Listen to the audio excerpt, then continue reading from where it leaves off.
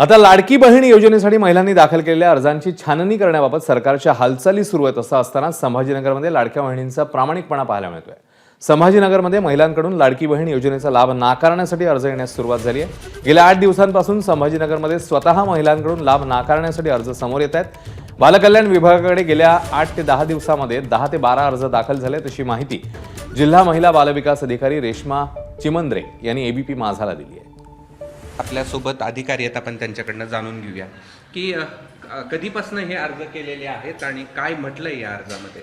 आपल्याकडं मागच्या 8 दिवसापासून दररोज 2-3 अर्ज या पद्धतीचे प्राप्त होत आहेत, ज्यामध्ये त्यांनी असं लिहिलेलं आहे की आम्ही यापूर्वी या योजनेसाठी पात्र झालो होतो, अर्ज केलेला होता, तथापि आता आम्हाला या योजनेचा लाभ नको आहे, तर तो बंद करण्यात यावा, अशा पद्धतीचे अर्ज आहेत। किती अर्ज आहेत असे?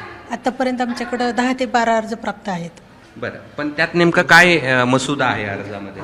मसुदा त्यांनी एवढंच लिहिलेलं आहे की यापूर्वी लाभ घेतलेला आहे, तथापि आता आम्हाला लाभ नको आहे।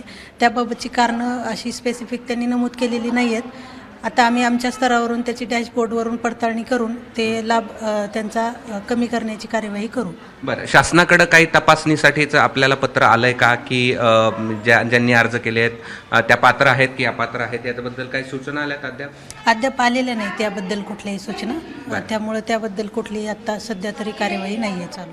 निश्चित आपण पाहू शकतो की महिलांनी आता अर्ज करायला सुरुवात केली आहे की हे अनुदान आम्हाला नको, आणि जेव्हापासून महाराष्ट्र शासनाच्या वतीनं याची छाननी प्रक्रिया होईल असे संकेत दिले होते, त्यानंतर अशा प्रकारचे अर्ज यायला सुरुवात झालेली आहे। कॅमेरामन धनंजय दारुंटेसह मी कृष्णा केंडे, एबीपी माझा, छत्रपती संभाजीनगर।